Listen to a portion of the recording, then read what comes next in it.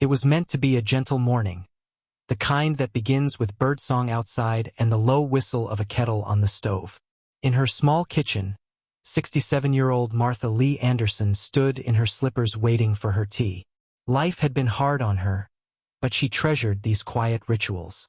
Then came the knock, 3 sharp raps that would turn her world upside down. Expecting a neighbor's child or perhaps the postman, Martha glanced through the peephole. Instead, she saw a polished badge.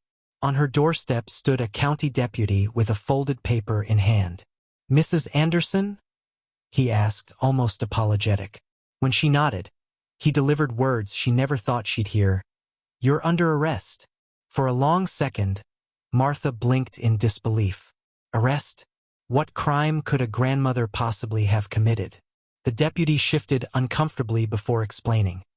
Failure to appear in court for medical debt. 5 missed payments on a bill she could barely chip away at had landed her in legal trouble. The creditor filed a motion, the judge approved, and now the law had come knocking. She didn't scream or argue. She simply stood there, stunned, while the kettle behind her shrieked as if in protest. 2 weeks earlier, she had been at a clinic for a follow-up visit after suffering a mild stroke. She hadn't realized the cost of stepping into that building would be another $1,300. On top of ambulance fees, medication costs, and doctor bills, it was more than she could ever afford. Martha had tried. She mailed $50 here, $20 there, but her efforts weren't enough for the system that demanded full payments on a rigid schedule.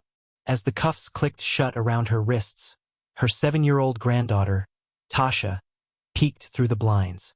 She watched, wide-eyed, as her grandmother was escorted out of the house in slippers and handcuffs. No one explained. They only told the child to stay inside. That absence spread like a bruise through Martha's small world. By noon, her kitchen was empty, her chair cold, her Bible resting silently on the table. But the most striking part of that morning wasn't just Martha's arrest. It was how ordinary it seemed to those carrying it out. No news vans, no reporters, just another forgotten woman shuffled through a system that thrived on silence. Martha soon learned her story was not unique. Across the county, outdated laws allowed medical debts to morph into arrest warrants through court fines and contempt charges. People, often elderly, often poor, were quietly being jailed for what amounted to poverty. Each arrest fed money into a shadowy network of hospitals, collection agencies, and local jails.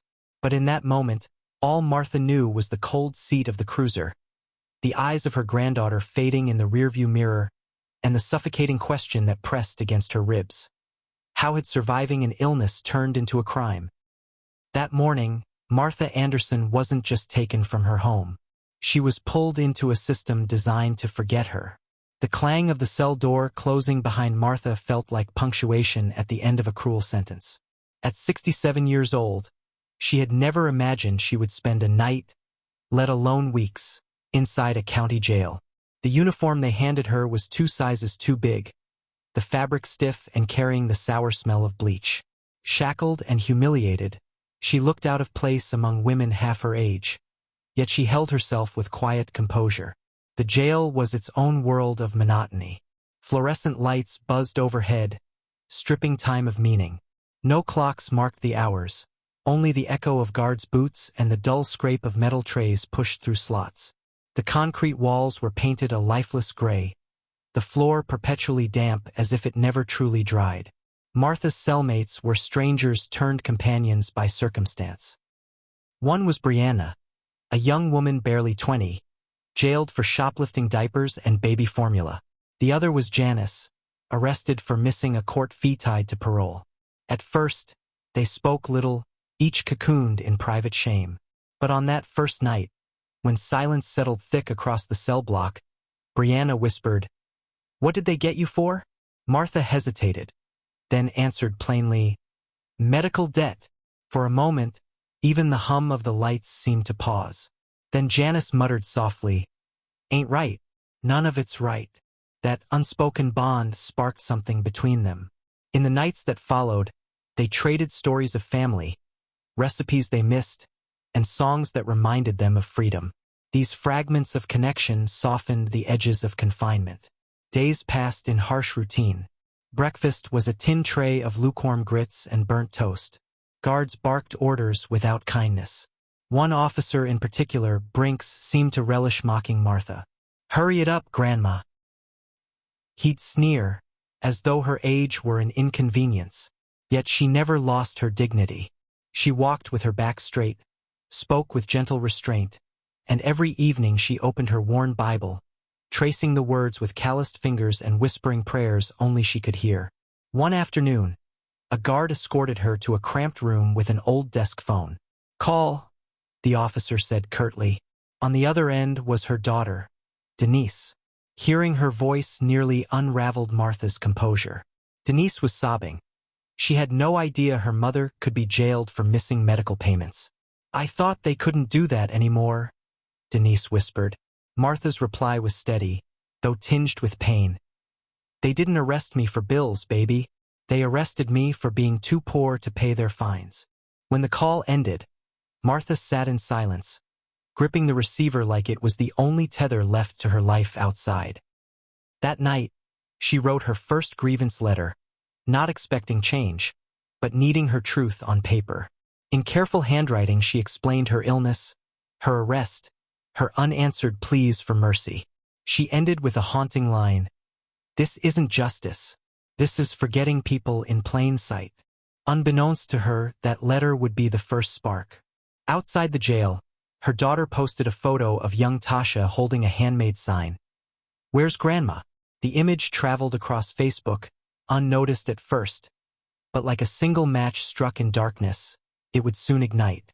Martha had no idea that outside her gray-walled cell, her story was beginning to spread. What started as a Facebook post from her daughter, Denise, showing Tasha clutching a sign that read "Where's Grandma?" was soon picked up by a local reporter. The headline was blunt: "Grandmother jailed over medical debt in 2025. That single article ignited something bigger. Readers were stunned that such a thing could still happen in modern America. Outrage simmered online, tweets and posts piling up, people sharing their own stories of crushing medical bills. Within days, news vans gathered outside the courthouse, and civil rights attorneys began making quiet inquiries. Inside the jail, Martha remained unaware. She only knew she had missed Tasha's school play, that her blood pressure medicine was running out, and that no one from the hospital's billing department had returned her lawyer's messages. She found small comfort in a spiral notebook abandoned on a bench, where she began writing letters she couldn't send and prayers she could only whisper. On her 11th day behind bars, a shift occurred.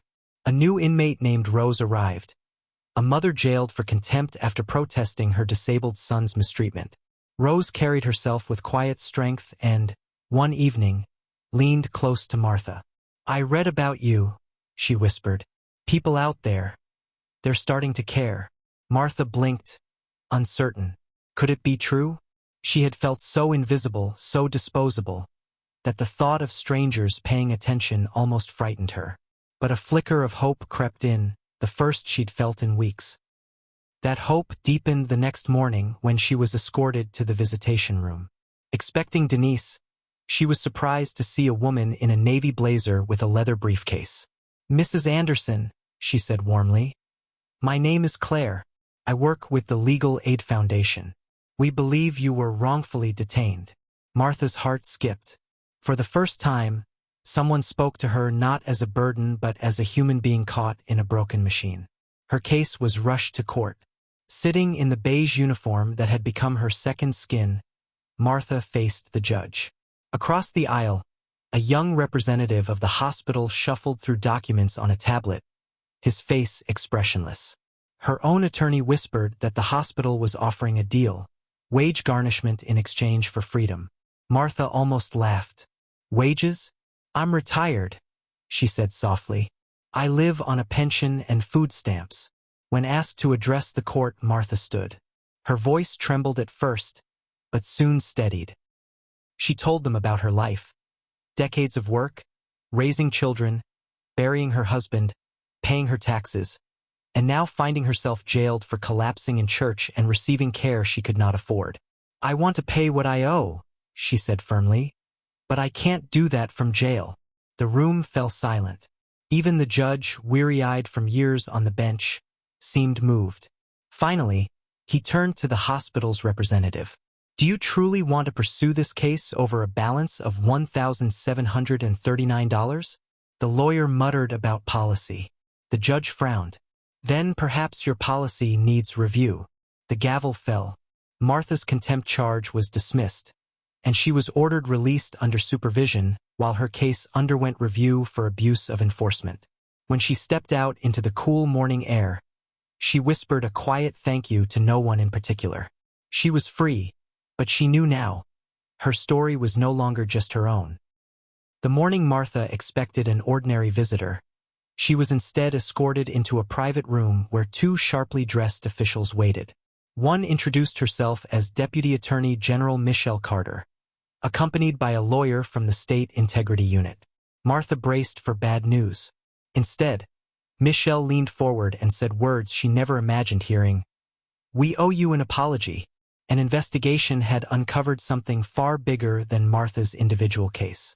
Judge Roland Meeks, the same man who had signed her arrest order, had been quietly approving jailings for unpaid debts across the county. Most of those incarcerated were elderly, poor, or single mothers.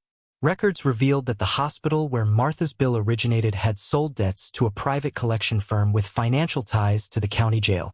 Worse still, those arrested were funneled into labor programs under the guise of debt relief, though none of their work actually reduced what they owed. Martha listened, stunned.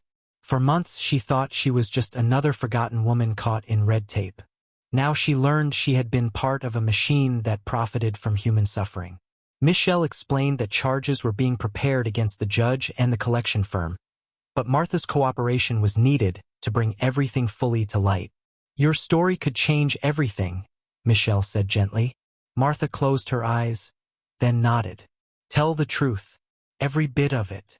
3 weeks later, on a crisp autumn morning, Martha walked free from Belmont County Correctional. No reporters swarmed her. Just her daughter Carmen and little Ava waiting at the curb with a bouquet of sunflowers. Ava sprinted forward, leaping into her grandmother's arms. "I told them you didn't do nothing," she cried. Martha laughed through tears. "You were right, baby." But outside, the story spread fast. Independent journalists picked it up first, then national outlets. Documentaries were made. Editorials demanded reform. Soon, medical debt jail became a trending phrase across the country. Public fury mounted. Judge Meeks was arrested for corruption, the debt firm dissolved, and lawmakers introduced new legislation, eventually known as the Anderson Act, banning the jailing of individuals over unpaid medical bills. Martha never sought fame. She didn't want pity. What she wanted was justice, not only for herself but for the countless others still trapped in silence. She spoke at hearings, at churches, in community centers, her voice steady but full of quiet fire. "I'm not special," she often said. "I just lived long enough for someone to finally listen." 1 year later, Martha sat on her porch swing wrapped in a quilt stitched from Ava's old drawings. Neighbors who once watched her leave in handcuffs now stopped by with casseroles. A senator had shaken her hand, and she had co-founded a nonprofit, Justice for the Forgotten, to help others in her situation.